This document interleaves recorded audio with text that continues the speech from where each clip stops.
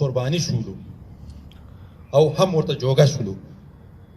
موږ د دغه وضعیت په لیدو سره اړ شو تر څو داسې یو غورځنګ رامنځته کړو چې په هغې کې د ګڼو احزابو، د اداراتو، حکومتي چارواکو، سوداګرو، ملي لوستو او نالوستو وګړو ونډه پکې وي او دوی په یو ټغر سره راټول کړو او د ژبې د بډایښت لپاره چې په ډېره شرعي، قانوني او مشروع او غیر عصبیتي بڼه دوی ورغوو.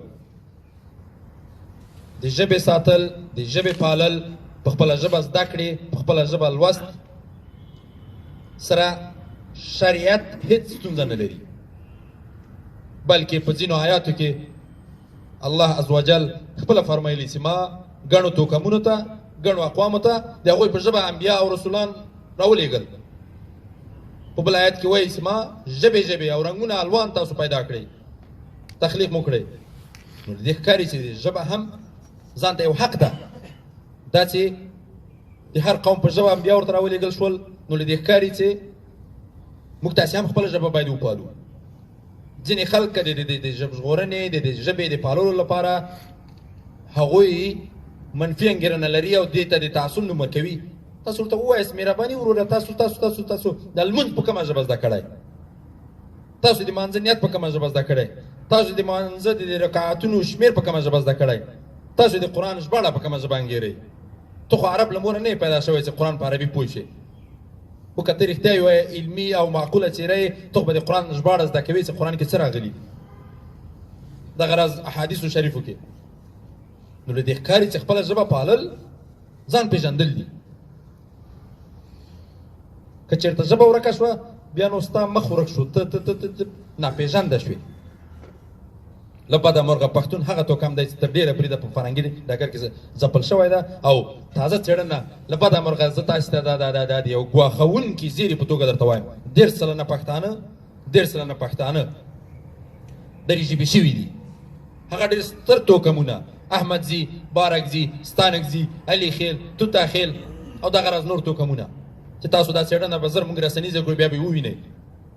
او د دغې څېړنې فلسفه څه شی ده، په کومه بڼه دا څېړنه وشوه، زه اوس درته وایم. تاسو خپله د خپلې کورنیو کې وګورئ، د خپلو دوستانو ملګرو کره وګورئ. که چا کې پښتنې کورنۍ یا یو توکم یوه تورسرې تاجکه راواده کړه، د کورنۍ د هغه کور یا د هغه خونې 10 کسو ورسره دري ژبه وایي. خو چې کله هغه بچ پیدا شي بچو سره به هم په دري ژبه غږېږي. دغه 10% خلک چې دي دغه پښتانه دي، د دوی دوهم نوم تخلص یا به ستانکزی وي، یا به احمدزی، یا به بارکزی، یا به فلانه زی، یا به فلانه خیل وي. خو د پوښتنه وکړي چې ولې په خپله ژبه لیکل نه کوي، ولې خپله ژبه پالې؟ وایي له بده مرغه موږ خو پښتو نه ده زده، موږ سره خو مور او پلار پښتو نه ده ویلې. پلار مې پښتون ده او مور مې تاجکه ده، پلار مې د ننګرهار ده او مور مې د هغه ده د بامیانو د شمال یا د پنجشیر یا د تخار یا د کابل یا د بل ځای ده. دغه راز ټول توکم ټوله کورنۍ ورسره له پښتو واوښته.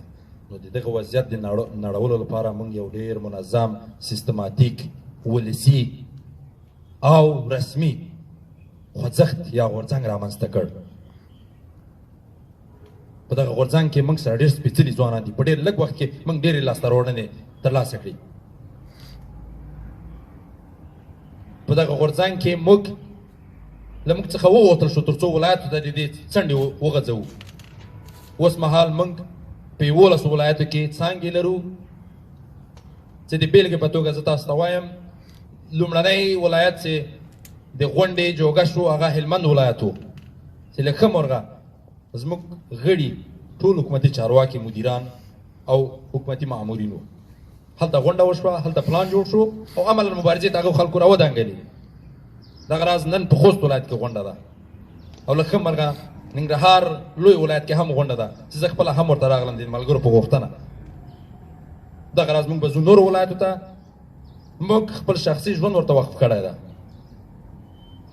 لکه څرنګه چې د کوچانو د ننګرهار د کوچانو د ریاست مسؤول یا مشر رئیس صاحب نن کور ته لاړ نه دی مسافر ده دلته نن اواخوري ونه کړه نن واده ته لاړ نه نن یې تفریح ونه کړه نن جمعه وه د ده حق و چې دی باید کور ته ولاړ شي ولې دی راغی د دغه سپېڅلي غورځنګ د دغه ولسي غورځنګ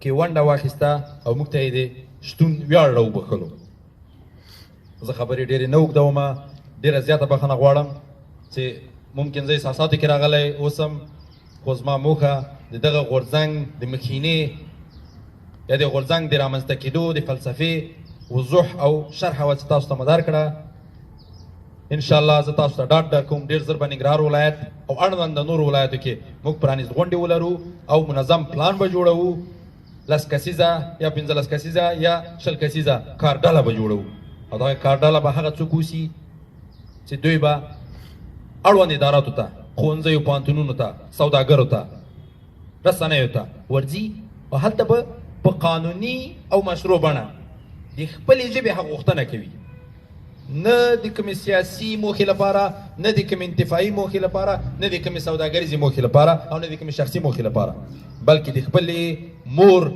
د رغولو لپاره ژبه مور ده زه خپله ژبې ته د مور ارزښت ورکوم موږ تاسې پښتانه یو متل هم لرو چې وایي ژبه مورنۍ وطن پلارنۍ وطن به د پلار در سره حسابېږي خو ژبه ته مورنۍ کوي